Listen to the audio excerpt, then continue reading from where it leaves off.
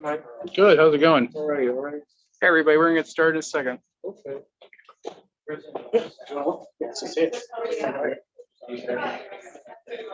Wherever comes in. It looks like it's like. That's it.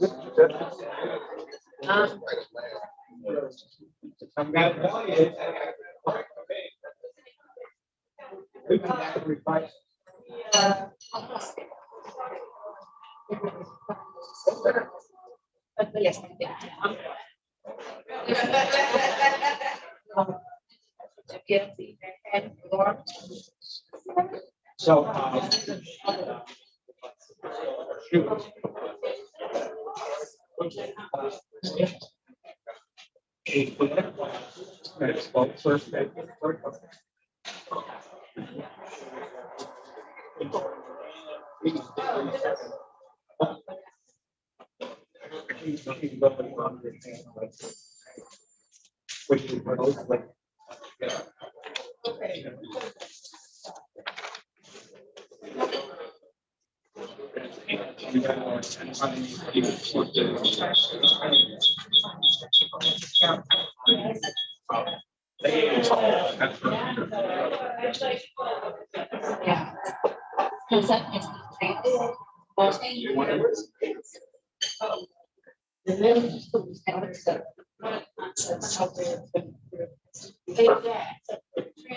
What's up?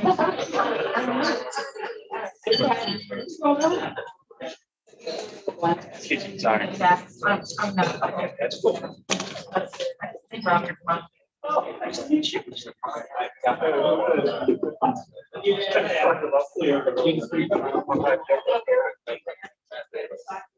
I'm sure I can. Hopefully not that.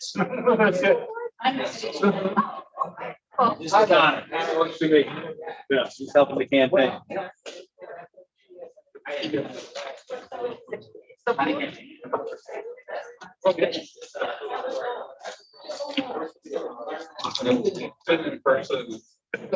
Hello.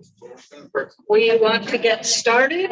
I know this is going to be a kind of movable feast of speakers and attendees because of the hearing on this evening and candidate schedules. So we'll have to be a little flexible on the order of things, but bear with us. I'm Ann Kidloss. I'm the president of the 28th Ward Regular Democratic Club, and this is our July 2022 meeting in person live here at the Moonrise Hotel in the Loop. I know we've got some of our members who will join us online, and I'm glad that you're here. We're not very good at checking to see if there are questions, and I apologize for that online, but all of us are available for follow-up candidates and others. So I hope we can get to everyone's questions. First off, to introduce our board, we have, and I always have to check my notes, so, Alderman Mike Grass is here. Our committee woman, Gail Farwell, is not yet here. Our secretary, Deborah Lovelace, is here and would remind you to please sign in, wear a name tag if you like, but signing in is important both in person and online because we use attendance as one of the requirements for voting in endorsement elections. And our new treasurer is Bridget Sims, but she is in Michigan, where we should all be in this heat. She'll be here next month. I'm sorry. St. Louis is in Michigan right now. The first topic is in early June, we endorsed for our August primaries. We endorsed candidates for the August primaries. And the candidates who have received endorsements are invited to speak this evening. And so, as I said, there are a lot of events going on, a lot of ward meetings and other events this evening. And so they'll be coming in and out. But the first person who just walked in the room, who I'm sure would love a moment of our time, is Steve Roberts, our senator, and he is running for the 1st Congressional District seat in the House of Representatives. Steve?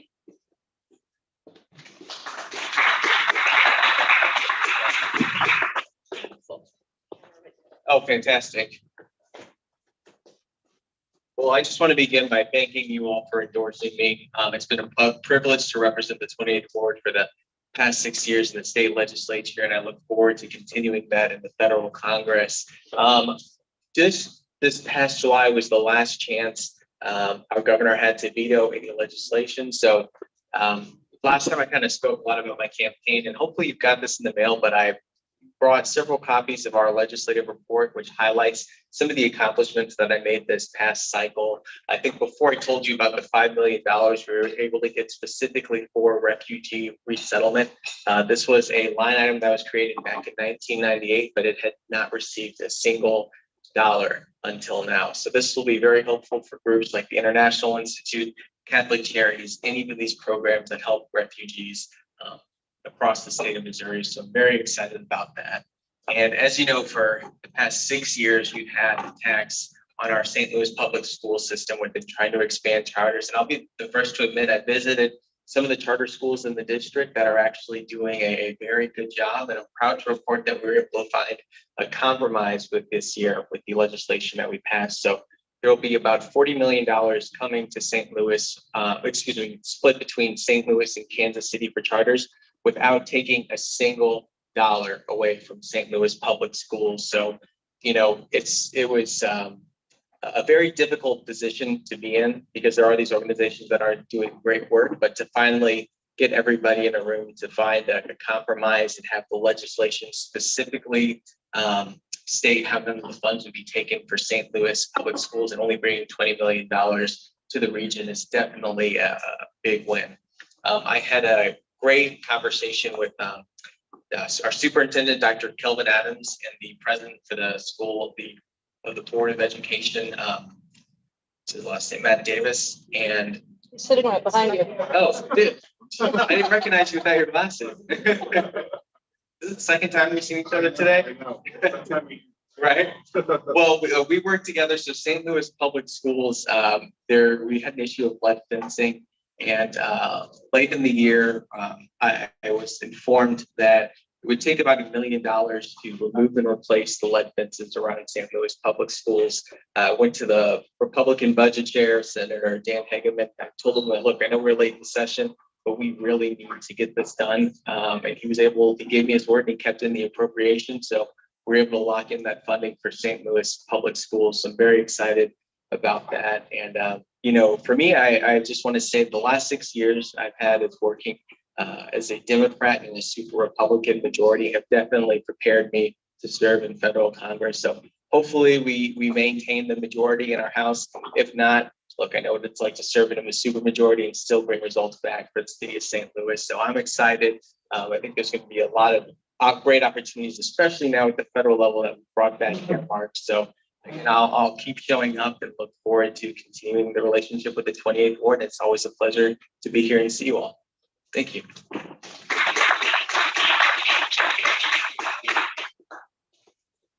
Thank you, Steve. It's really a treat for us to just have relationships with our candidates, with our elected officials. And that's why organizations like this are so important, because you really do get to know people over a long period of time. And we've appreciated that relationship with Steve. Also on the ballot, as candidates come in, we'll introduce them. But on the ballot, we have Proposition S, which is providing funding for the St. Louis Public Schools. So we were just hearing about, there are a lot of needs, and we've got the president of the Board of Education, St. Louis Schools, member, resident of the 28th Ward is here with us tonight, Matt Davis. Thank you, Ann. It's good to see you all in person. I recognize a lot of you from Zoom over the past year, but I do appreciate this opportunity to come and talk about Proposition S. It's on the ballot on August 2nd. It is our first bond issue in 10 years. The last time that we have asked for to raise bond revenue was 10 years ago. That was about $150 million. That money was spent over the course of about 5 years. And so we're going back to the voters now because there's an opportunity to issue these bonds. And the important thing about it is it's a no tax increase. So the tax levy will remain the same, but we have the ability to borrow another $160 million. We currently have about 60 buildings, we have 60 buildings that we educate our children in, as well as a couple of administrative buildings. The average age of our buildings is 87 years. So you see a lot of especially particularly the grand high schools that we sort of refer to as palaces of education when they were built, between 1900 and 1930. And they're wonderful places, but they need a lot of upkeep, like anybody else's. We all have old homes living in this ward, and you know how it is. But imagine if you have 200, 500, 1,000 kids using those restrooms, using those stairs, using, slamming the doors and everything. They need upkeep, and it's particularly complicated when we have a lot of these old buildings. So the money is not going to go to anything that's particularly fancy. A lot of times you'll see bond issues out in the county and it's for a particular new building. That's not what we're using it for. It's going to be roof replacement. It's going to be HVAC, which is becoming even more particularly important after the pandemic, as ventilation, especially in school buildings, has received new focus. Another key thing that we're focusing on are security measures. Unfortunately, the way the buildings were built, especially those older buildings, have a lot of doors, a lot of ingress and egress. That is not practical in today's world. It's not practical in really any of our neighborhoods. So the security features need to be upgraded substantially in terms of replacing doors, adding security cameras, adding communication systems with our safety division across all of our schools. And so there's a lot of need. We have identified about $300 million in need. So this is going to be a little bit over half of it. So we are asking for the voters to support us on August 2nd for Prop S. Again, it is a no tax increase bond revenue, which will raise about $160 million. And I'm happy to answer any questions about that or anything else. Yes, sir. Can you get any of the grants money for it or the COVID money? So the district does have, we did receive our version of COVID money. So, you hear about ARPA money for the states. This is ESSER money. And I always forget what the acronym is. But there are particular limitations on that. So there are some building things that we could use. So we did start some temporary fixes on ventilation. We've also able to use it on things like outdoor learning spaces. So there were some very particular things that we could use it on, but we can't use it on things, like new roofs and things like that. So, and it's also, a lot of that money is actually being used for what they determined as learning loss. And there needs to be an equity factor in that. So particularly our most vulnerable students who really suffered during the pandemic, who, were some of them just were not even participating in online learning or coming to school. It's been focused on using that money to for the academics for those kids. So the RAMS money, we've asked, we put our request in like everybody else. So we'll see. But I wish.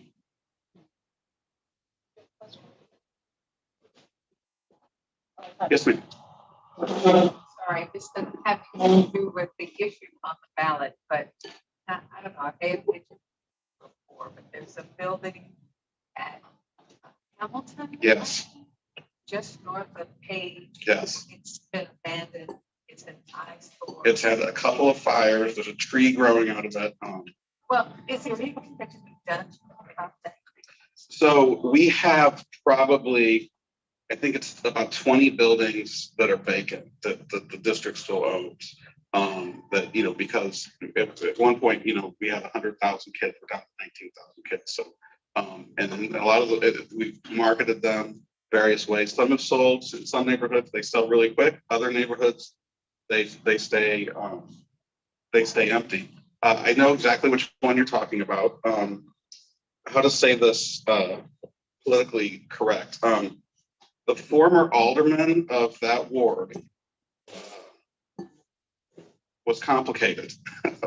And so, no. What a house full of them here. It's the ward's currently vacant for various reasons. It is on our radar. So what we're actually doing with our vacant buildings is we're planning on taking them all off the market, doing a complete and total new sort of market study of what can be done with them. There what has been on those old historic buildings, there has been some reticence and some pushback about what we can do, because that would probably need to be torn down. I mean, it's completely unsalvageable, in my opinion. I don't know. It looks like it. But we will get some pushback on it, for sure. So we want to go through building by building and really sort of analyze, okay, this one's got to go. It's going to cost this much, and really sort of push for, to get the political will so that we're able to do that, because that one's terrible. And that's probably the worst one that we own. I mean, but the people that live in Touchtown will tell you that Cleveland High School is also an albatross around their neck. No one wants to tear that one down, but that's probably had 2 fires in the last year. People breaking into big, beautiful, huge building, in a corner, sort of a cornerstone of the neighborhood, and it's been vacant for 30 years at least. So, yes. I went to Central High School. Press years from there to Brick. Right. When they put it down. Is that building still open? It's under contract. A lot of times what happens, especially, Central is one of those that's huge and terrible shape. When they're under contract, a lot of times they're waiting on tax credits. So, and that process can take years on some of these things. So we're hoping that the developer, follows through. But a lot of times we'll have these buildings tied up for years, waiting for the developer to get financing through, to get tax credits through. And it's not uncommon for them to walk away and the building comes back to us. So that's another reason why we kind of want to stop, put a pause on it, and take this opportunity to go building by building. There was a sort of resolution in the Board of Aldermen last time where they were going to sort of look at using some ARPA funds to help us with that with SLDC. And we've had some sort of conversations with the city now that they have some money, and now that a particular SLDC is looking at, particularly north of Delmar, where a lot of these vacant buildings are, and how they can help us, because there are, quite frankly, in particular that neighborhood over in Hamilton Heights, I mean, everything around it is vacant too. And so you don't know if it was a chicken and egg situation, but I feel terrible for the residents in those wards to have to live next to that. So I'm going to see you tomorrow. But I'll just sit here. I'll give you a brief kind of. I want to talk about, what does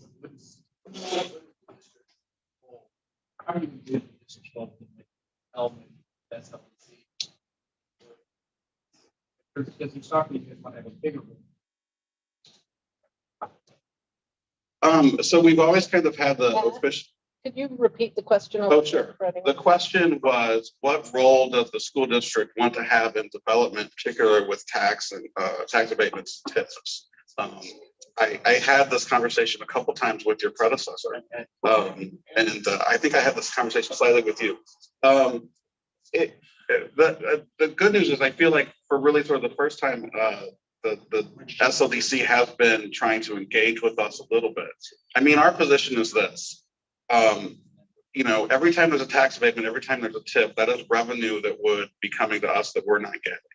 So obviously, that's not really cool with us. However, we also understand the opportunity costs that, that there are. So, I mean, we're not opposed to tax abatements. We're not opposed to tips. We realize, we're talking about these other neighborhoods, we need development. I mean, part of the problem that the school districts have experienced, and it was present in the last census, we've lost 40,000 kids over the last 10 years, like just moved out of the city, and that's a problem for that's the problem for the school district in particular, because, we have to go then and analyze, well, we do have enough kids for 60 buildings anymore.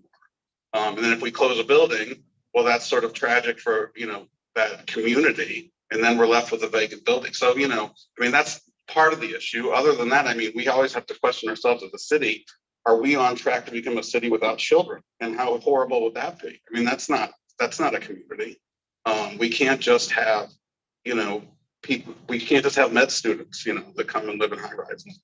So, so we support development, but we just ask that when you do it and you're doing these tax abatements and TIFs, that you also consider the opportunity costs, that you have to consider the longer term, that, okay, so if it is a development where they have children, but yet the school district is hamstrung because of the revenue that was used to do the development. Where do we find that balance? So we're happy to have that conversation all the time. I just always wanted to spell the fact we're not just like blanketly against these incentives. We just want to know that they make sense and that the opportunity costs are considered. And I don't think that, I mean, I think that there's plenty of examples where you could question if that was always the case. My name's Eric Friedman. I was a founder of the Historic Tax Credit for Jerry Schlichter. I'd like to come talk to you about who's on your side of the deal, helping you move this along. We've had a number of buildings contract that you own. One we closed on. The process was not a very elegant process from your side or our side, basically. So I'd love to come talk to you. I'll give you your front card and see how we can help you. There's some other tax credits that you've probably never heard of.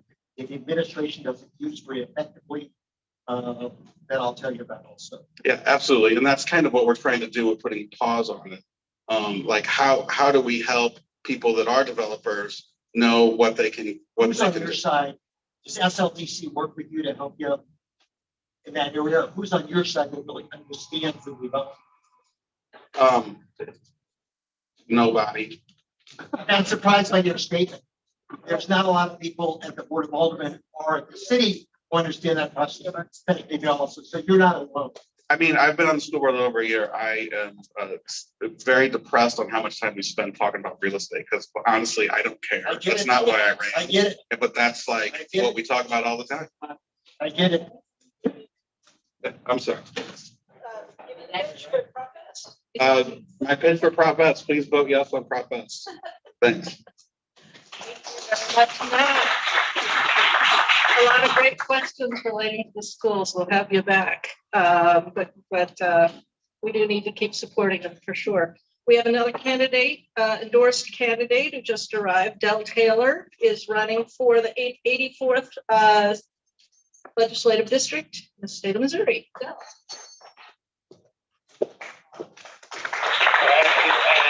Thank you, and thank you all very, very much for the endorsement. It really means a lot to me in my theme, especially given that this is my first time running. And to some degree, it feels like I'm stumbling along, but we must be hitting the right steps. We're knocking on a lot of doors. We've met a lot of folks, and a lot of the things that we get on message obviously are resonating. We still have a lot of hard work to do on Medicaid expansion, making sure we have a lot of folks that apply for Medicaid, and yet they could not process all of the applications quickly enough. So we still need to do some work in that area. There are additional services that we need to expand Medicaid. And I think many of you all know that Medicaid is actually insurance. This is how we pay for our healthcare centers, our hospitals, our care facilities, as well as some of our health aides and a lot of our nurses. So it's a strong financial and economic impact to our society. So I'm going to continue to press hard. I'm running hard. I certainly am going to thank everyone for their endorsement. In fact, I put the endorsement on one of my recent mailers. So some of the folks in the neighborhood may have gotten the mailer and seen the endorsement on there. Thank you again. So thanks all. Thank you very much, Ann.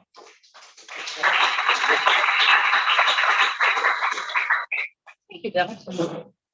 Like I said, other candidates who are on the August 2nd ballot will be arriving, but we've got candidates who are on the September 13th ballot. We got a ballot a month here in the city of St. Louis. Fortunately, they're not all for us in the 28th ward. But we do have an open seat for the president of the Board of Aldermen. So obviously a very important race. We've got some candidates who are known throughout the city and new candidates. But Jack Coder is here and he represents the 7th ward on the waterfront up and down north and south and hasn't had an opportunity, to my knowledge, to meet with us in the 28th ward previously. So I'm really grateful he was able to come. Plus he has a 1-week-old baby. So this is quite a night out for him. Big night.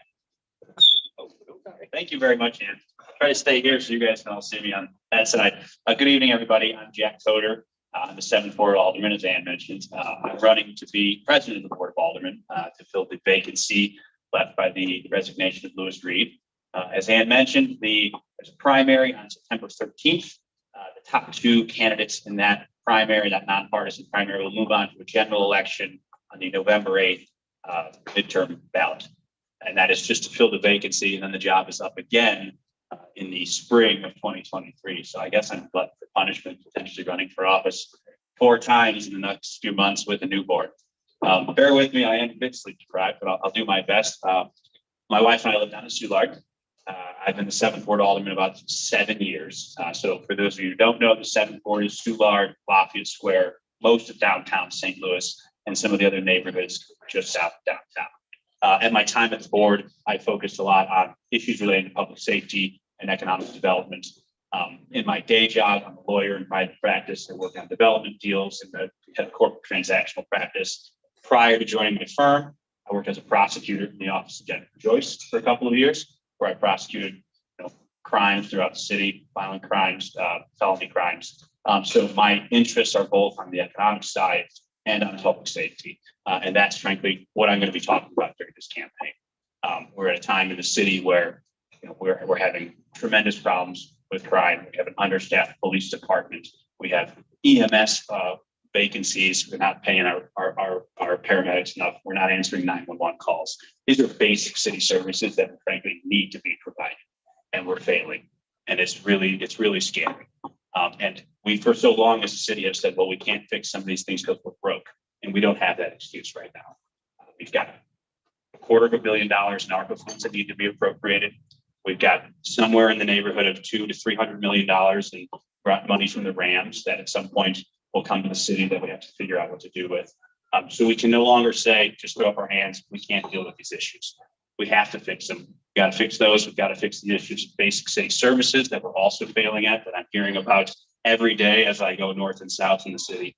And as president of the Board of Aldermen, I'm not going to stand here and say I can fix all those things. I'm not the mayor. But one thing that the president of the board does is very important in the appropriation process, both serving on the Board of Estimate and Apportionment and also overseeing the Board of Aldermen. And we need to make basic city services, paying our workforce, keeping our streets safe a priority. And that's why I'm running. And I'm going to be back here in the coming months, or I guess weeks, I'm not really sure, asking your support and endorsement in the September 13th primary, and then again for the November general election. So I'm happy. I don't know what the format is, but I can answer questions. I'm happy to answer questions if anyone has any. Otherwise, I'll sit down. Yes, Eric. What are the top 3-4 priorities for you, and how do you think you could help make those happen? Yeah, so I think first and foremost, the appropriation of these ARPA dollars, the American Rescue Plan Act dollars, of which we have 250 or so billion that are still sitting there that have not been appropriated. There's a short window on spending those. I think we have till 2026 or so. Seems like a long time out, but it's not really.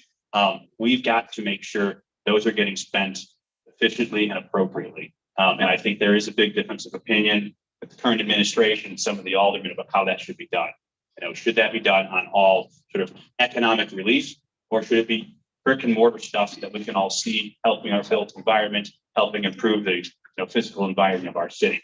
I think that's a conversation we have to have. I think the oversight of the money that's already been spent is also a top priority.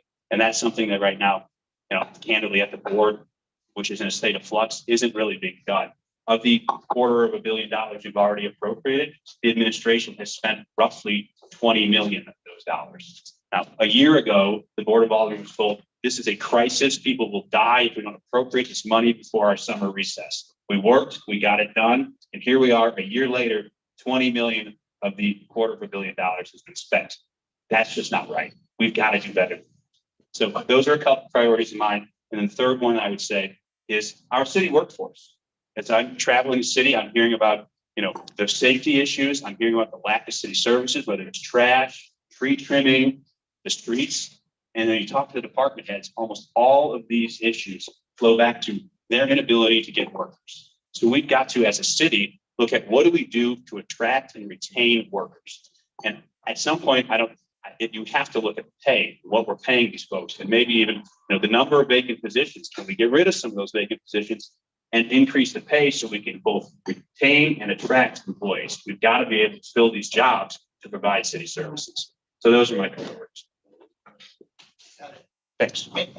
And what do you think is holding up the ARPA money? Well, I think there's a number of things. I think there's a fundamental disagreement on how some of those dollars should be spent in this second round. I think that's part of it. I think also the issues at the Board of Aldermen with resignations and indictments, I think sort of put pause on everything, which led to none of that money being, the second round being appropriated before our summer recess. Thanks. Thanks, Eric. Yes, sir. Property tax rebates would be ones. Property tax rebates. I mean, I don't know if we're going to be seeing those. I will say, I mean, it's a city, with that is all overall shrinking. I don't know the numbers in the current 28th ward. I represent the 7th ward, where we were able to, in the last decade, grow the population by almost 20%. If we want to be a city that provides services and is a great place to live, at some point we need to grow. We need more people. We need more taxpayers. We cannot just keep relying on expanding services and taxing the remaining residents we have more and more. That's not a recipe for success. Okay, thank you all very much, everybody. It was really great talking to you all tonight. Thanks for having me. Thanks, Dan. Not one commenter. He didn't show us a single picture of the baby. Oh, So that's impressive. Next time. Also on the ballot on September 13th for president of the board is Megan Green, who is the alderwoman for the 17th ward, 15th ward, excuse me. A representative from her campaign is here, Marquise Scoban. Please tell us about Megan.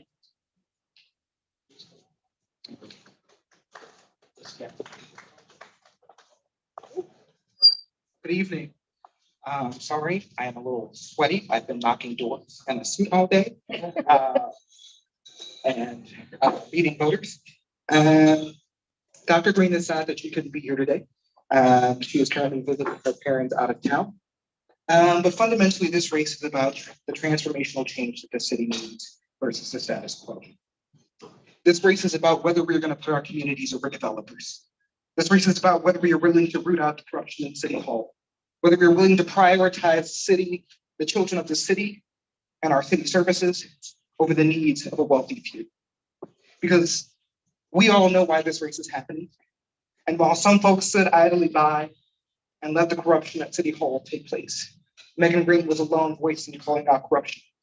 She stood with many folks in this community who knew there were a problem with the tips and tax abatement system, who know that we need to invest in our city services, who know that the children of the city matter, and that the reason why we face so many issues with public safety and crime is because we've left our communities behind, because we've forgotten people in this city.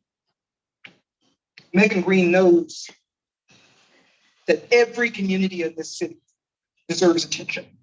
Every community in this city deserves a president of the Board of Aldermen who knows the issues, who knows that folks need someone when the times get hard, when the tough decisions need to be made, will always choose working class people. That's Megan Green.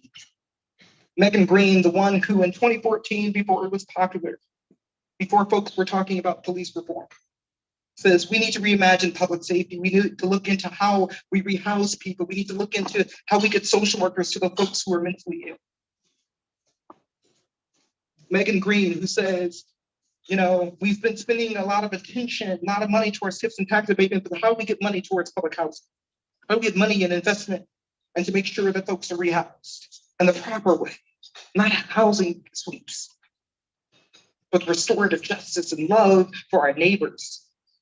So with that, I'm willing to take any questions about Dr. Green and her platform.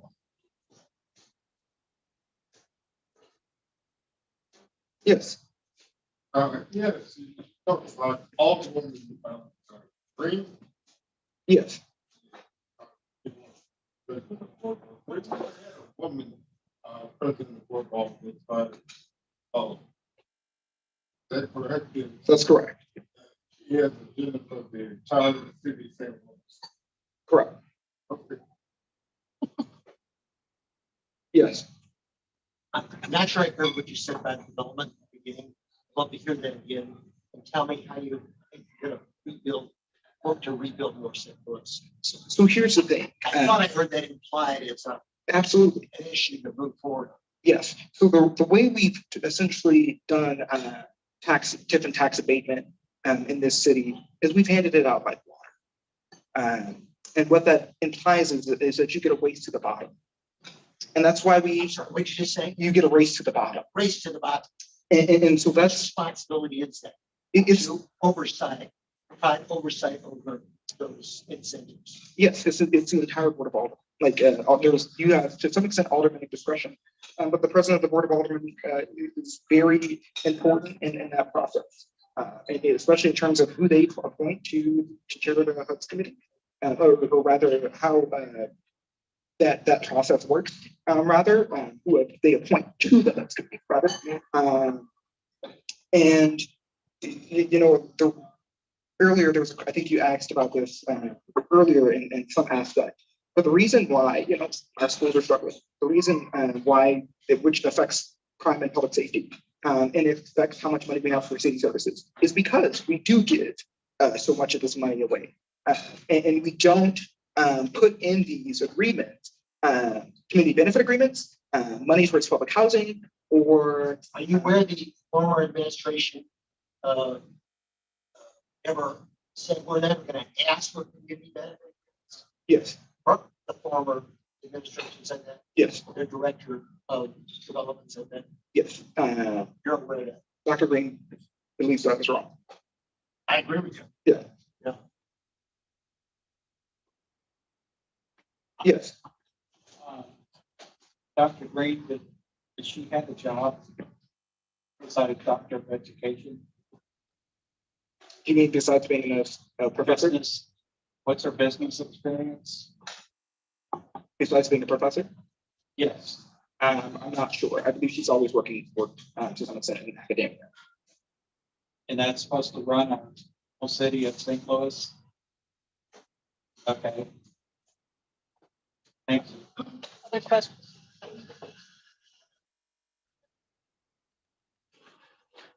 Thank you all. Thank you.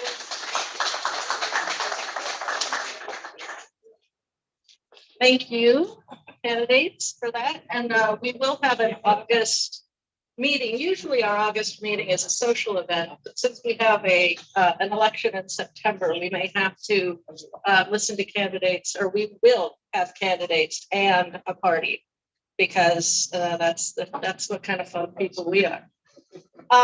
We do have other candidates coming, and so we will need to break into what we're talking about next in order to accommodate that. Couple things to be aware of. If you haven't checked your voter registration card or your voter registration online, I got my card today. A lot of polling places have changed. And for some reason, there's been no public announcement about that. I've been waiting. I check every day. I kind of let people know, like, what is the holdup in letting people know. I'm afraid there will be chaos.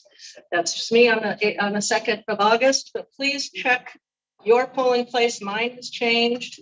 I'm now voting at Schlafly. Mike Gross is now was at Schlafly, now is voting at Metro. So there's a lot of shuffling.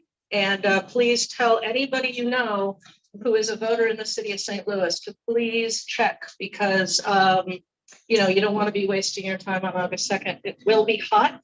And so we want to make sure everyone gets to the polls.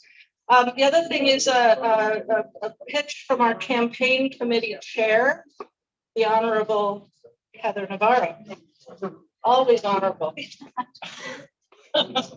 Thank you. It's great to be in front of you all again tonight. So while I'm not in my previous role, I haven't gone far. I am the secretary for, or whatever I am, for the campaign committee for the 28th ward. So this is the committee that makes sure that our voters know about our endorsements, know about upcoming elections. And so that is a separate account. So even though you might pay your dues for the 28th ward club, I am here to ask for your financial support for the campaign committee so we can get out mailers in time for all of these upcoming elections. So you can make that out to the 28th ward campaign committee. You can either give me a check tonight, or Ann or I are available to stop by, pick it up. I can give you my address if you want to drop it by, but we are in urgent need. As you know, there's elections coming up in August, September, and then we will have some more coming up next spring. So that's my pitch for the campaign committee. Would love your support. It goes a long way, and it's really helpful to making sure our voters are in the know. Thank you. Thank you. No, we don't have an online capability for that. Contributions up to, unless this has changed, contributions up to $100 don't need to be reported. You don't need to individually report. Is that still true? Anybody who's on the ballot? Under Under 100. If it's more than 100, we would be very happy to take that as well, but we'll need to take information from you. But like Heather said, she or I can swing by your house over the weekend. You can drop off at Heather's house.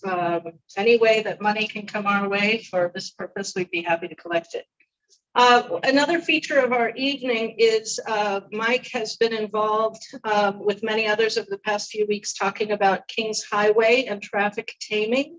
The study that was done, I think Heather was instrumental in getting money put behind that. Started with our former Alderwoman Lyda Prusen, who is here, then passed to our former Alderwoman Heather Navarro, and now is in the hands of our current alderman and final our alderman for the 28th ward, Mike Dress.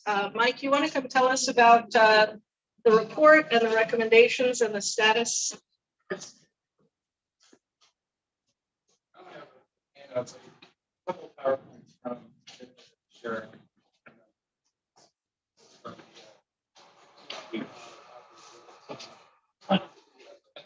Public meeting we had on Kingshighway.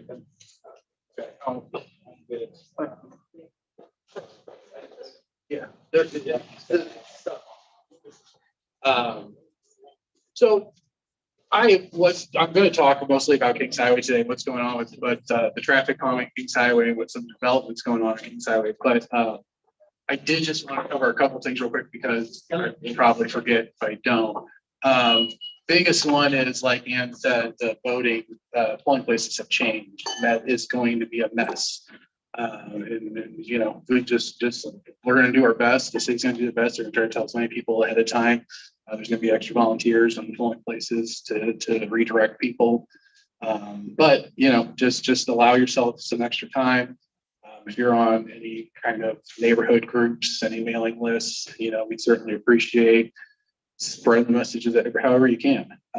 So that, you know, the other, I'll just give you a quick trash update because that's the question I'm still getting most. You know, the city is continuing to add extra shifts, mainly shifts to help repair the trucks.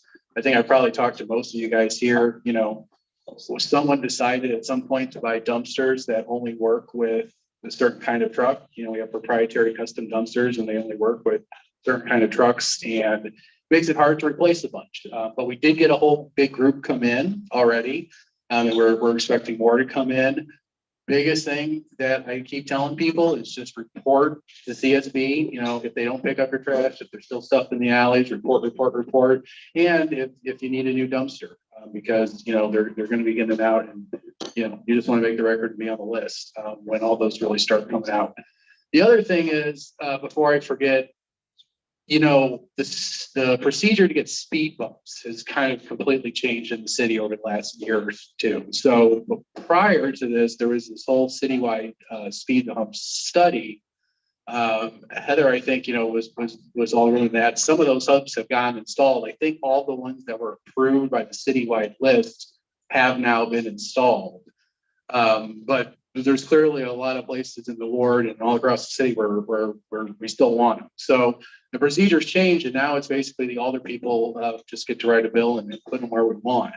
So, you know, I want to get a bill. There's definitely some blocks. You know, Washington Place is really big on them. Some blocks in McPherson are big on them. You know, I want to make sure there's consensus on the blocks. I talked to a lot of people on them, but you know, now is definitely the time during the summer break. You know, we're out with the last meeting for the board was Friday, and now we're on break for 2 months until September.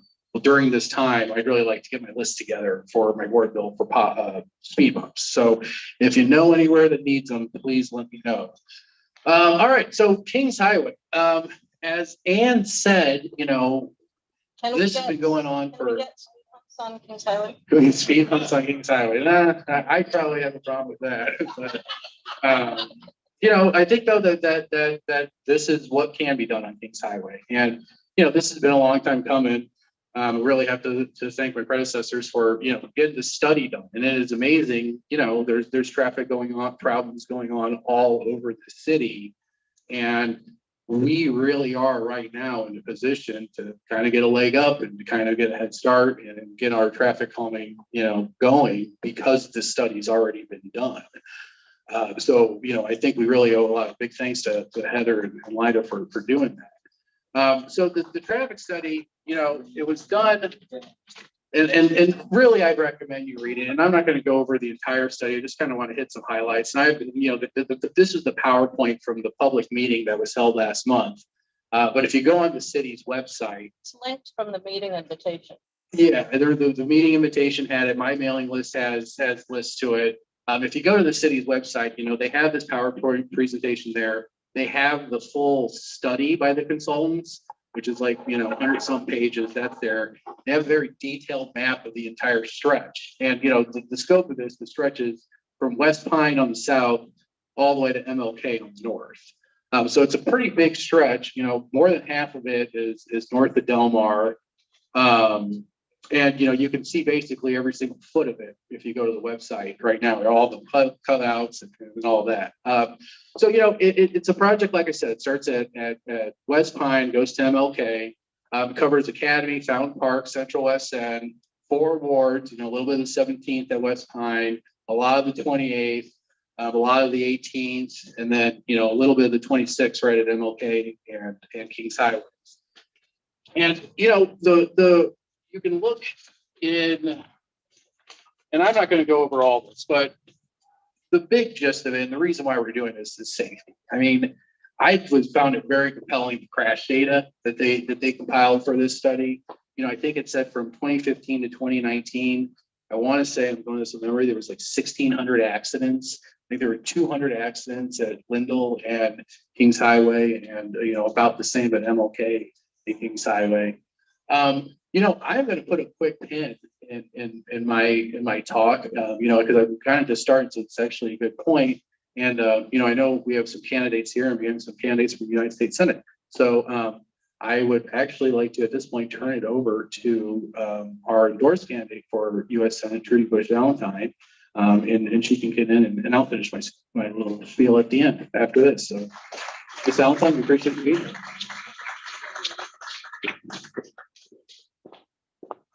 Thank you so much, and thank you so much to the 28th ward for endorsing me. I appreciate it so much. I just was over talking with the 8th ward, so I'm a little bit late. Okay, so I'm just going to give you a little brief history. I think most of you know me pretty well, but I want to answer your questions, and I want you to tell me any issues or concerns that you have, and what you're thinking about in a U.S. senator. Okay. I just want you to know the folks online are right there. Okay, sorry about that. Okay, so I decided to run for the United States Senate because our politics were so broken and because our country is so incredibly divided and there's so much vitriol in our government and so much anger. And I was tired of sitting on the sidelines watching things happen. And I just looked at my life, just reviewed my life and my interest in politics all these years and what I've tried to do with my life all these years. And I felt this is maybe exactly what I'm called to do. And that's because at 13, I already knew that I wanted that really the joy that I found in life was giving to others and serving others. And I became a candy striper when I was 13. So at 13, I already figured out I wanted to do something big. And that's what was that I wanted to be a nurse. And there were things throughout my life, losses that I felt greatly, losses that have made me more compassionate, loving, understanding, and losses that have made me really be able to connect with other people. And as a nurse, that was really important. I learned so much at St. Louis University with the Jesuit education, all for searching for the truth and serving others. And had such a good education around St. Louis and all the different hospitals that we went to. Then I went to Mass General and worked for a while, came back to St. Louis and worked with abused and neglected children at the Salvation Army Residence for Children until I was about to have my first child. And then my husband and I had 6 children together, so we were really busy. I still volunteer all the time. I was still on different boards. I was on school boards, my kids' high school board. I ended up being on the St. Louis University Board of Trustees, which I really loved. But I also was involved in so many boards that were out there, helping people with disabilities, helping children with autism, helping kids that didn't have homes that were being held by other people who were caring for them, and helping more again on a child abuse network board too. So it was always a life of not just giving money, but of doing work. And I like to work on the ground, and I like to be with people, and I like to know what was going on with people. And I like hearing people's stories and understanding what they were going through. And then my husband died when we were both young, and he died of cancer. And I went through the whole thing of dealing with cancer in the family, and anybody who's dealt with it knows how difficult it is. And even if you're a nurse who's helping her husband, the medical system is so hard to navigate. It's just tough all the way around. So I was a mom alone with 6 kids. Our youngest was 6. And I felt again, how am I credible? Before it was with my husband, I always wanted my own credibility as a nurse. I always wanted to know that I could take care of myself. And I decided to go back to school to try to really be more of a role model for my kids. I ended up with a Master's of Arts in Pastoral Studies, and there I also learned again about spiritual nursing, about sitting by a person's side, hearing them, what they're going through, and finding out that it was never about me and what I could say or what I had been through to help them. It was always about listening to their stories, and through their stories and talking out loud, they figured out what they needed to do. And those were amazing times, really incredible times that I learned from, and that I watched, and that I grew from. And I went into hospice nursing, did as volunteer again at the Visiting Nurse Association. They said they would pay me. I said, I don't want to be paid, but I want to be treated like a nurse. And I did that for about 8 months, and then kind of just got burnt out, which they say is the usual thing that happens about 8 months later, that it starts getting tough, and just feeling again that I hadn't really completely grieved enough for my husband. And then also I was worried about my 2 oldest children. And so that took my focus away a lot from other things that I could do. And so that has gotten me all to this point. And for me, the issues that are going on in St. Louis, in Kansas City, in the rural areas, in the suburbs, in the cities are pretty much the same things all around our state.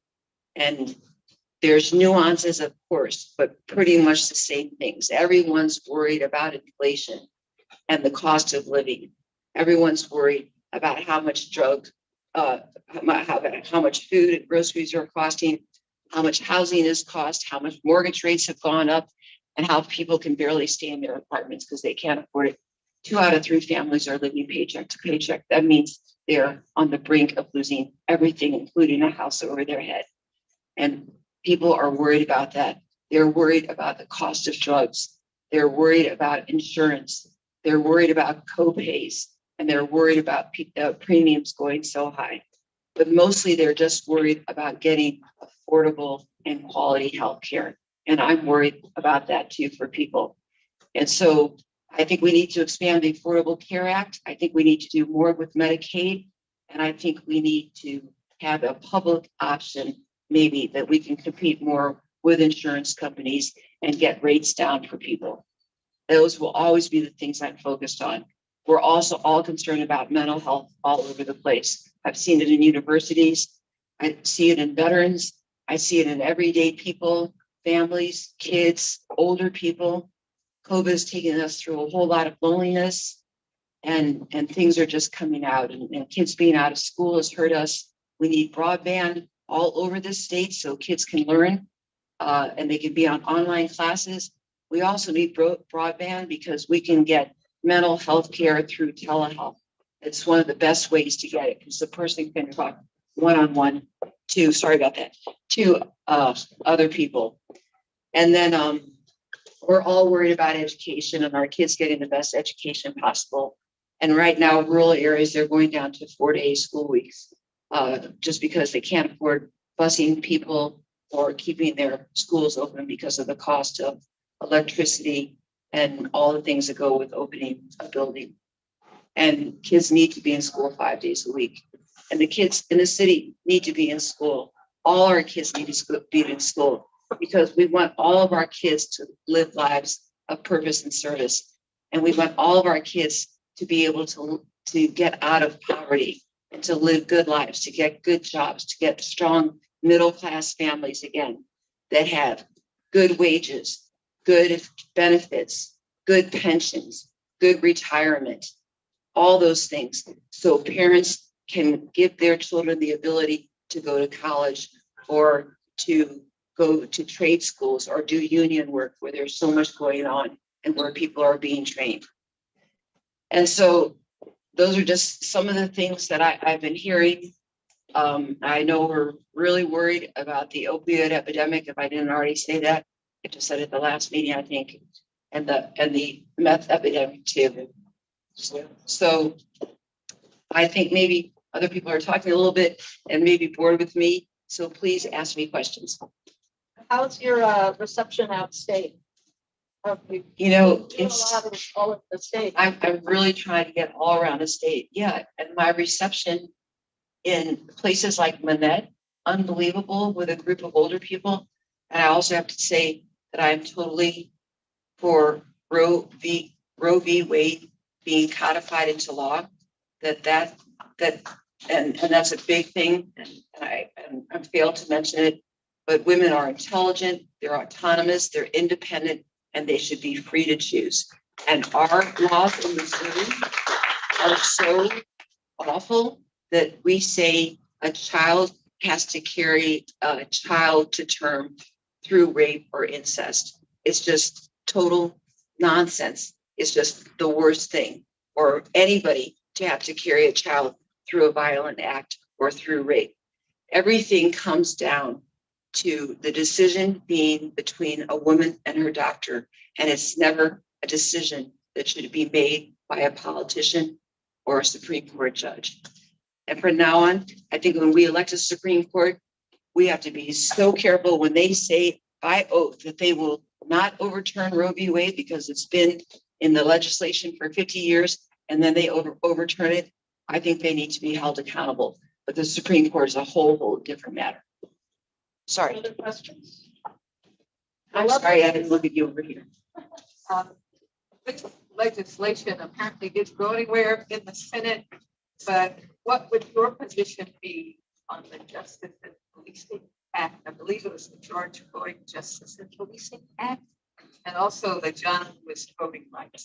Well, Can you repeat the question? so talking about the John Lewis Voting Rights Act and the Policing Act and justice in the George Floyd incident.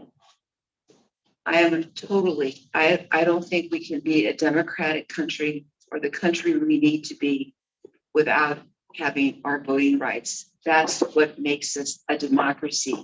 And I am all for the John Lewis Voting Right Act. We need to change things. Republicans are taking away the rights of minorities, the rights of the elder people, and the rights of disabled people to vote. And we cannot do that. We need to vote. That's what America is all about. And the policing acts, we've seen all the injustices to the Black community, and it's got to stop. And we are seeing it all the time. And policing needs to change. But I'm not going to ever say that we need to defund the police. I think we need to fund the police with more education, with the ability to calm things down before they get so big that we're talking about shootings. And I think that there's a whole lot more education that should go on in the police force. But any policemen that have done these injustices to people of color or who have called them out, that we've seen, even with George Floyd, especially when we all saw that, they need to be held accountable. And I'm glad those policemen are being held accountable. And that should happen every time. Other questions? Oh, Just perfect. wanted to ask you, you mentioned the vitriolic environment that we're in. You talked a lot about your experiences in the health services and that. So what makes you think you're going to be able to crack through that exterior? If you got the magic bullet, we'd like to hear about that. Yeah, now, if I were a man, would you be asking me that question? I would. Okay, that's good. Okay, so yeah. We have so much division and so much vitriol. We got to get back to a politics that looks at the content of a person's character. And we have to start acting with honesty and respect and integrity. But when people would come up against me on the Republican side with their guns and their blowtorches and saying that it's always going to be a fight, I can fight back too. But I think the best way to fight back is to lead with getting people together and getting the best out of people. And I hope I can do that. I hope that at my age and what I've learned throughout my life, and my father is a leader of a big company with great union workers that made great salaries and all that. I hope that there's a way out of this and that I can do it, that I can be the change we want to see. And I will try to do that every single day. There are a lot of good people that are senators and representatives that are working together. It's the bad apples that we see on television all the time. Other questions? Eugene and the. Okay, sorry. Valentine, I was just gonna ask you, and I'm among my opinions, first also, but do you believe in separation of church and state? Because technically, it's pro-life, and the Catholic Church is against abortion. Right. I just asking you that. Yes, I definitely believe in the separation of church and state. And remember how people hounded President Kennedy thinking that he was going to answer to the Pope? And he was so separate. The church and the state were completely separate. And yes, I'm on the board of SLU. I stepped off now for a while.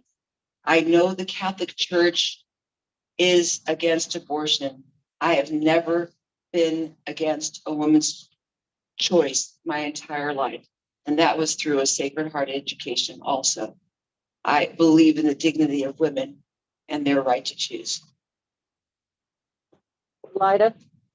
Trudy, I just want to say thank you for being here. We have not had a candidate for the U.S. Senate here in many years. Senator Caskell was here. I don't know what year that was, but thank you for honoring us and showing up tonight. We appreciate you. And just like most of you know this, but Trudy also showed up to our clinics when we were giving vaccines, the first vaccine clinics at Union Station. So thank you for honoring us tonight. Yeah. Thank you so much, Mayor. And I love giving vaccines. I keep my nursing license up to date, and I ended up out at Florissant Valley too and gave a few hundred vaccinations. It was great. David, did you have a question? Where are you on immigration? I think our immigration policies need to be reformed. We haven't had new policies or our laws since like 1990, I think people are saying. I think there are a lot of illegal immigrants in the United States that are working hard and doing really good jobs that we need. And I think we need to look at those people if they don't have any violent backgrounds or any backgrounds that would say they're drug dealers or anything like that. I think we need to look at those people closely to see if they can become U.S. citizens. I'm not saying anybody should come in illegal, but we have people that are illegal here that are working hard. And as far as DACA students, I absolutely feel they have grown up in this country. They have gone to school in this country. They love this country. They should be citizens of this country. Yeah, I'm just concerned that the child trafficking is happening now. You know, and how can you prevent that? Because open borders. Yeah, but is child trafficking just coming from the open borders, or is it even more than that? And I think that's something we have to study. I mean, I don't know enough about where all the trafficking is coming from. I know it's horribly, horribly wrong, and we need to stop it. Thank you. You know more about it, that it's really coming from southern borders? More from the borders. Yeah. Easy for women and children. Yeah. But Spray so, on them while they're trying to get to us. and I think we need to start doing things more in our communities to prevent this too, because I think it happens in St. Louis. I hear a lot happens coming down 44. We need to get involved in communities to try to stop this. And we need to talk about it more, because I don't think people know enough that this is really happening in Missouri. Other questions? Thank Thanks you so much. So much. Thank you very much. Two things I'll add is that I saw today that the St. Louis American endorsed Trudy Bush Valentine for US Senate. So we were leading the way on that. And also I was happy to see Trudy at the Pride Parade the other weekend. And while I was waiting to speak with her, she was meticulously trying to untangle some of her heart-shaped beads for a little girl who was trying to put some around her neck. So I was happy to see her at Pride. Mike, would you like to come back and talk some more about Kingshighway, or? There are signs, obviously, candidates have brought materials if people want to pick those up on their way out. Trudell has some, Trudy has some. Steve may have some. What's that? Have some material to hand out. Oh, yeah. If anyone has material to hand out, any handouts or anything, please pass it around. So back to where I was, I really do think if you guys are really interested in the Kingshighway study, look at it yourself, look at it in detail. The report from the consultants is detailed in and of, but like I said, there's pictures of every foot. Trying to talk about the safety data. That's only 2015, 2019. Independently, I started poking around at like the crash data of 2021 and 2020, 2021. And as you can imagine, it's gotten a lot worse. When the pandemic happened, traffic enforcement gone down. I want to blame enforcement, want to blame whatever, but traffic safety has gotten worse in the last couple of years. So there's dire data in this study, and it's only gotten worse. So as far as what the changes are, and this is the important part, I'll kind of separate it up into a couple parts. The biggest thing I think to kind of improve safety is they're going to redo the lane changes. Part of paving Kingshighway was already, on the table, and we'll talk a little bit more about that when we talk about funding. But right now, from that stretch of Kingshighway, it essentially is 3 lanes both ways, 3 lanes north, 3 lanes south. And I think the biggest change that is coming out of this study is it's now going to be 2 lanes each way with a center turn lane. And the center turn lane, various parts of the center turn lane, there's going to be, a raised concrete median. And then there's going to be a protected parking lane along one side, protected by, bump outs, concrete features, that sort of thing. The consultants are, and it makes perfect sense that the left turn lane is the most important, easiest thing we can do to improve traffic on Kingshighway. You have a lot of situations where people are stopped, in the far left lane because they want to make a left turn, and then you got, traffic backing up behind them, that people get tired of, waiting. So then they pull around and then, you run into the accidents that way. So beyond that, though, beyond this lane change, this entire plan does not change the width of Kingshighway at all. So the paving and the restriping is one portion of it. But then, a big thing that I feel like a problem with Kingshighway is not just the traffic safety, but it's also the pedestrian safety. And a big part of this plan is, putting concrete bump outs, redoing the intersections, making them more pedestrian friendly, making them shorter to cross, protecting the intersections with, like I said, concrete bump outs. I know how many times the light got hit, Waterman and Kingshighway. This puts a concrete thing there to protect that, those sorts of features. The other thing that I think is pretty cool about this project is just by timing purposes, Metro was already looking at various intersections around St. Louis to turn into what they're calling like mobility hubs, but they're basically, souped up really nice bus stops. And I think the purpose of them is that, you can switch modes of transportation out. There's ride share there, there's, bikes there or scooters there to rent. But there's going to be a big metro development at Kingshighway, Delmar too, that'll be part of this. So, like I said, as far as the specifics on the plan, as far as the traffic safety plan, part of the plan, I do encourage you to look at it. But the biggest feedback I've gotten, and I think we've already kind of hit at it here, is that we just want to make sure it happens, right? Like these are the types of projects where there's studies done, and then there's plans, and I've had countless conversations now with BPS and planning and design about this project, and they're telling me that this is really the size project that's kind of the hardest to get done because it's kind of in this middle range where it's too much forward capital, but it's not a big project where the whole city can get behind it and fund it. But it's, everybody wants it done. So, we're racking our brains and figuring out how to fund it. And that kind of leads me then to the second part of this. And so I'll start from the beginning.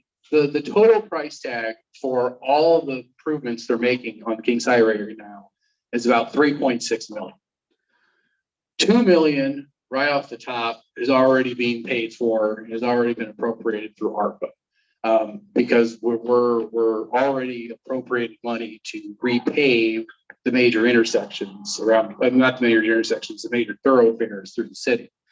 So we were able to get it from 3.6 to 1.6 pretty quick, but then 1.6, it's like, oh, well, you can start applying for this grant and you can start applying for that grant. It's going to get scored. It's going to get compared to this.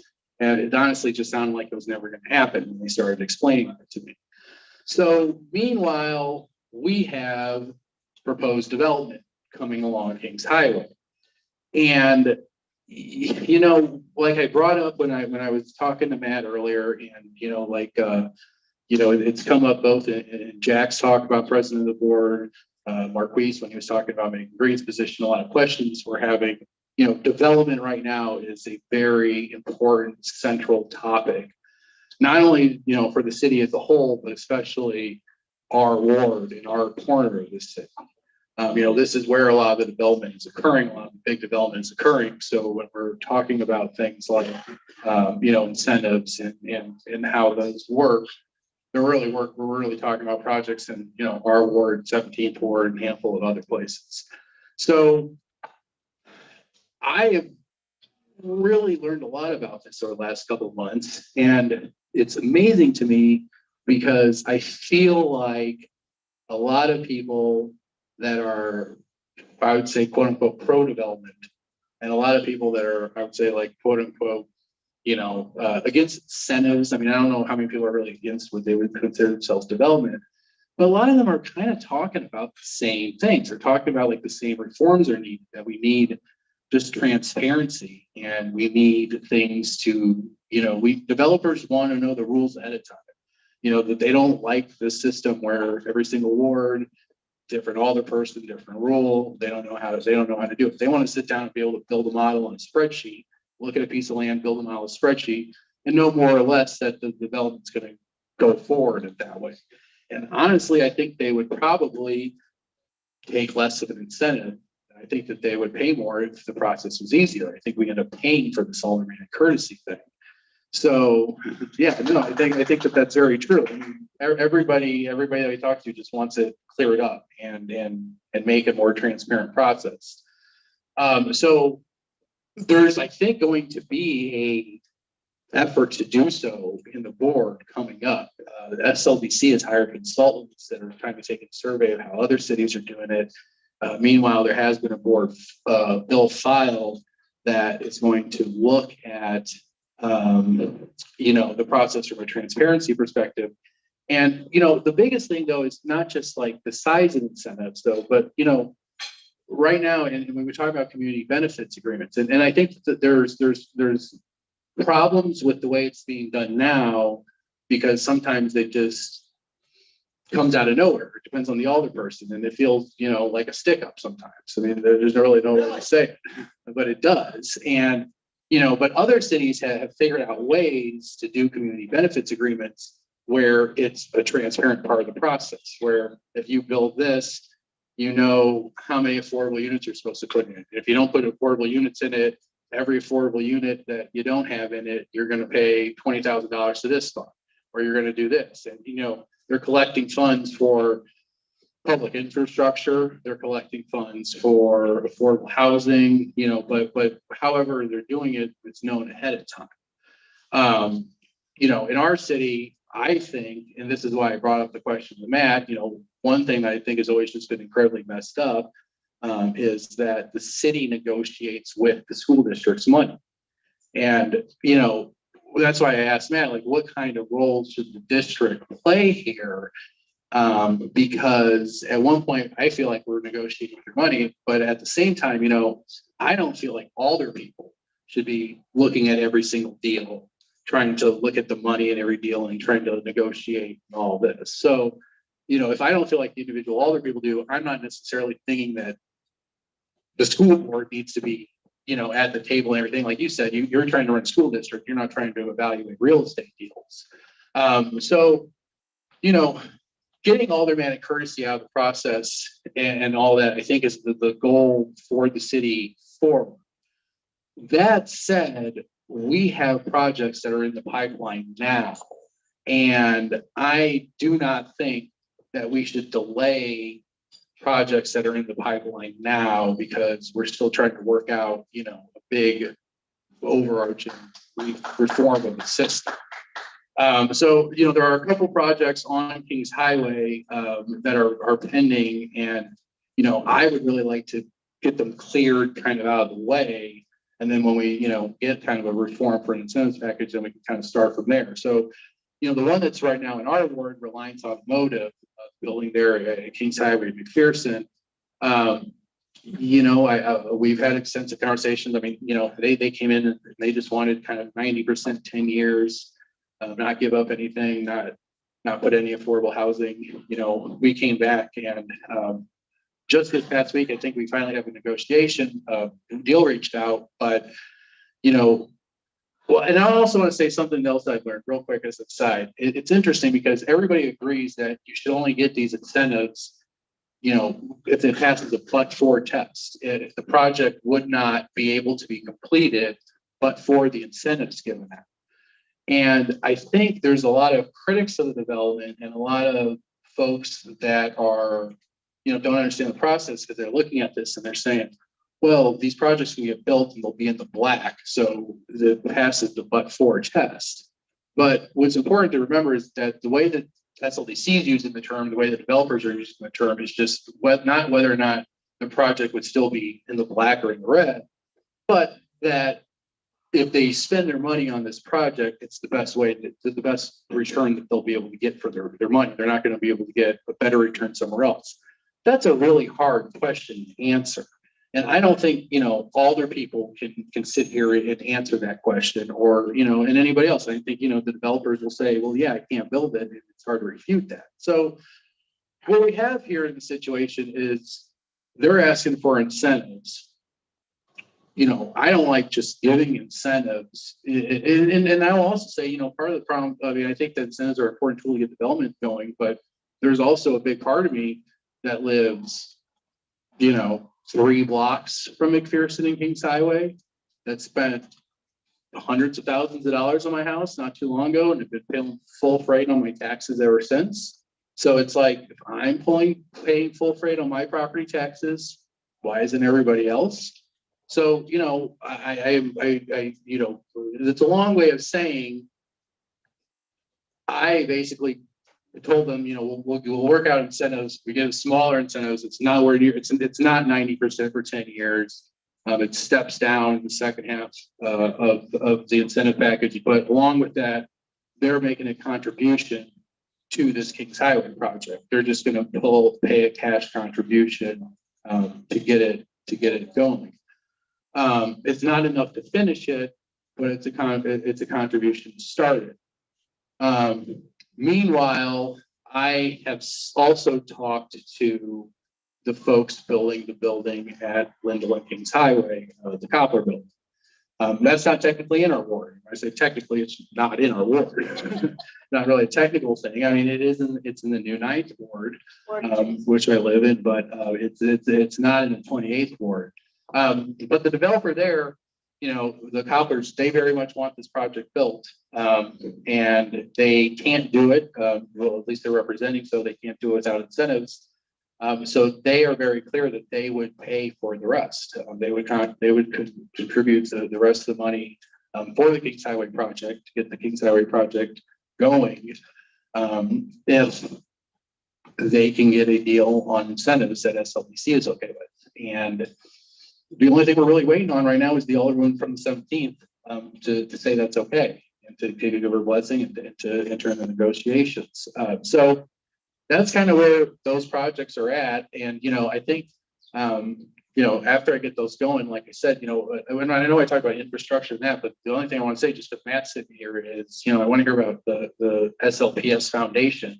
And, you know, when we're talking about things that, you know, funds that you can kind of contribute to, maybe automatically as part of a future thing, you know, I think the public schools, since we're negotiating with their money, should be beneficiaries of that. But in the meantime, these 2 projects on Kingshighway, development projects, you know, the one in Reliance Automotive building, and then the one at Lindell and Kingshighway, I would very much like a deal to be reached where both of them will pay for the rest of our Kingshighway project. And, you know, at one time we can get Kingshighway fixed to MLK, and that we can get 2 big projects going, you know, right here in our neck of the woods. Yes.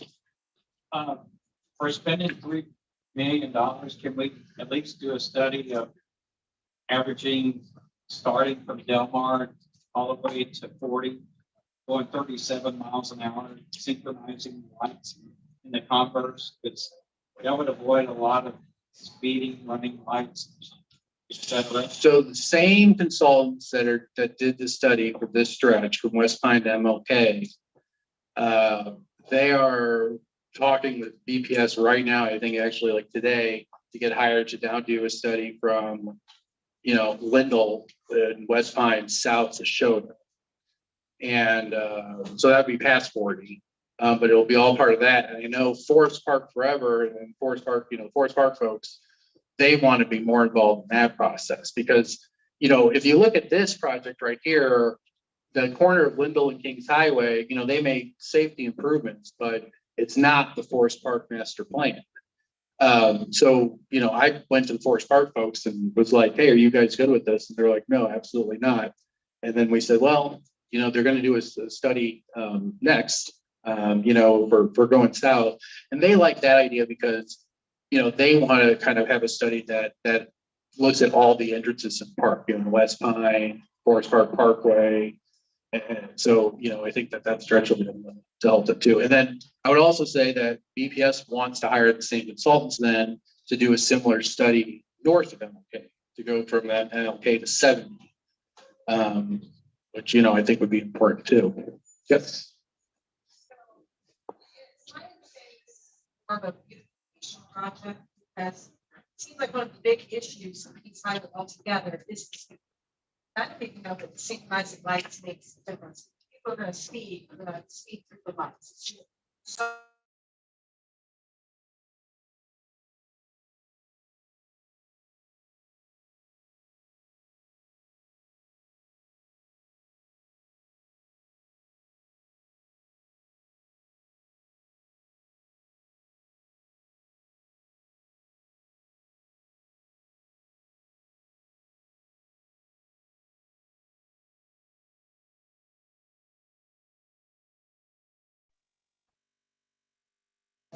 when they've got these kind of cement block barricades, which are extremely unproductive. And they never really addressed the problem with the balustrade issue that caused the unfortunate death of a poor woman who was just driving on Forest Parkway. Yeah, and that whole bridge complex thing is getting redone. And I think by like 2025, and that's like a separate project that's getting fixed. There is still, you know, a Lindell project in the works. You know, that's not happening right away or anytime soon. And I don't really know the scope of that yet. But what I would say about speeders on Kings Highway is, this project I think is does a little bit more than just beautification. What I would say is that the idea is that since there's right now 3 lanes and that there's nothing in between, the street feels very wide open, and that makes it easier for people to speed. People feel more comfortable driving on it because it's 3 lanes wide and open. So they fly down, and I think the idea with this road diet and all road diets is if you go from 3 lanes to 2 lanes, you put stuff in center turn lanes like medians, like concrete medians that feels narrower to drivers and makes them drive slower. I don't know, they have that south, that's basically what they've done south. I don't think this happens. And I'll agree with that. I mean, I feel like the stretch from Wendell to 40 is a mess too. And I think that, that they're talking about redoing stretch from, like I just said, they want to redo the stretch from Wendell to Fort Cupichoto. They have the same consultants working on it. But you talk to some people and they're like, look how great and look how beautiful that stretch is. And I kind of agree that it's Highway is nice. You just need to coordinate the lights. Make Right. people go through 37, over 35. That would come all the way through Delmar. They use oil, so running lights and everything else. I think they need to study that. It's not that hard. I think they are. I mean, I'm these guys are pros and traffic light timing was Not definitely for part of $3 this. million. Yeah. Anybody else have any questions about anything or I'm sorry. I want to make sure that Senator May has time. Oh, yes, absolutely. It's almost 9. Yep. I want to respect her.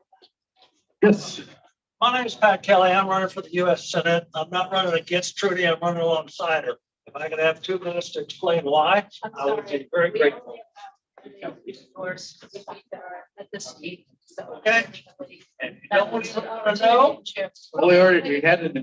There was an opportunity. I guess that was the thing. Yeah. Feel free to hang out. Can I leave some flyers here? This explains why I'm running. It's not global warming more than anything else. Wonderful. Yep, absolutely. Anybody else have any questions for me about anything? Okay. Thanks, Mike. Also, they do want input. So there's a link. I know Mike wanted to say that, but I cut him off. There was a link in the invitation to the meeting, and I think Mike has put it on Facebook. I've put it on Facebook. So look at the study, provide your input. I know that I was looking at, there's a revised version just from June, and they had been talking about the cutoff on West Pine, turning left onto Lindell, and they've taken that out because they realize you can't create a left turn from Kings Highway onto Lindell. So anyway, they are looking at the feedback that they're getting. So do complete provide feedback if you want to, raise questions about lights, if you want to raise question about the real value. But I did want to give an opportunity. I see Senator Carla May is here, another of our endorsed candidates, and we're really grateful that you could join us this evening.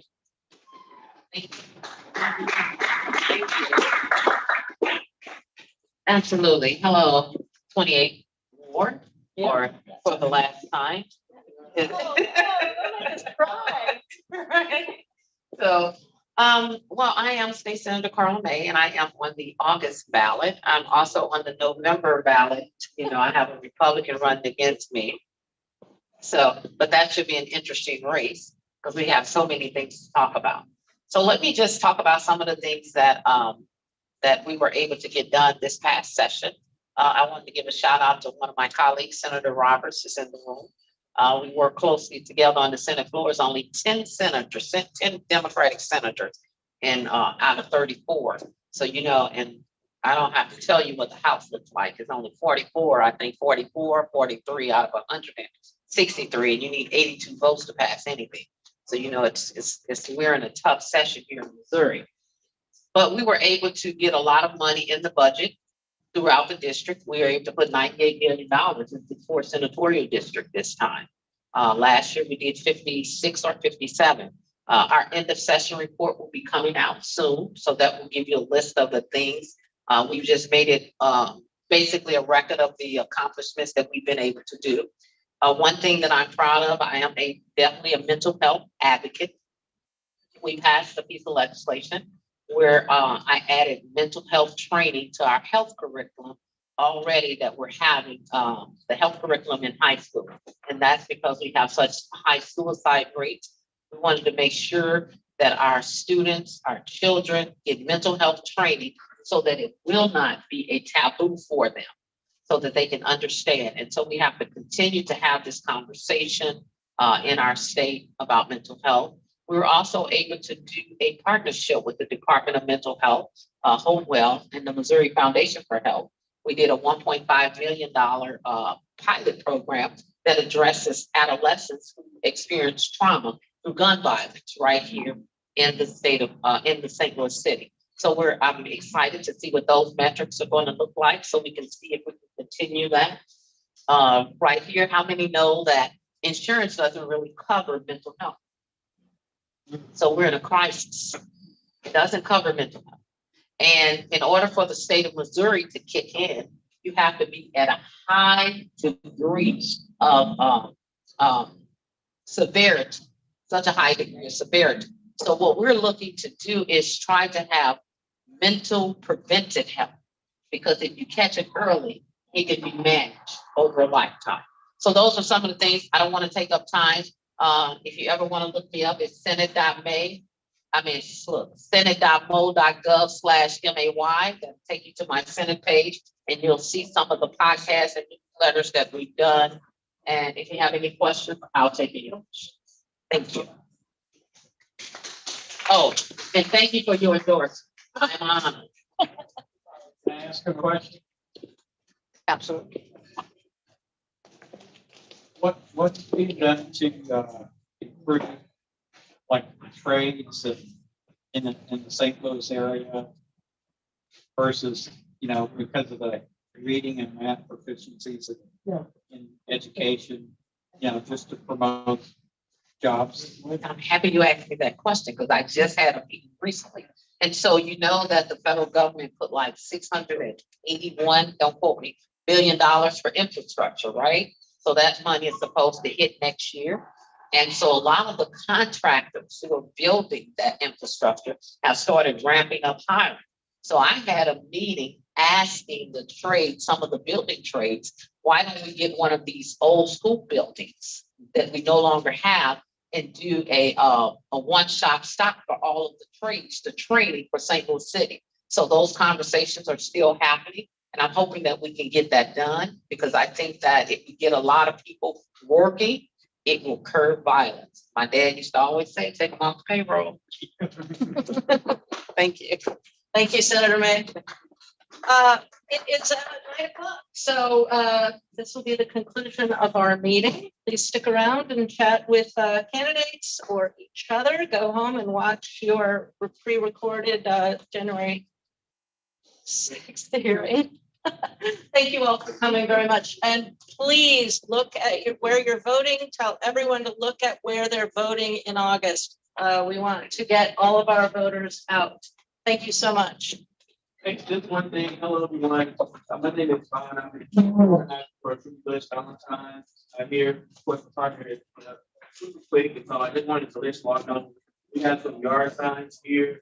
If you want to take them home, and we also are extremely appreciative of the work of this board. We're looking forward to not only one of the primary, but taking it all the way. So thank you all so much for your support and believing this.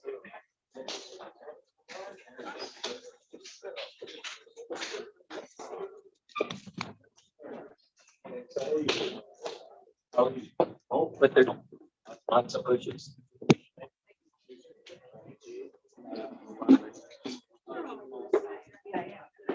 Eugene, how you doing, buddy? I haven't. You got it adjusted now. I'm down to the board. I'm kind of getting in there. Yeah. Figuring it out. I'm just Before you know, you're running again next year. So I think so. How are you?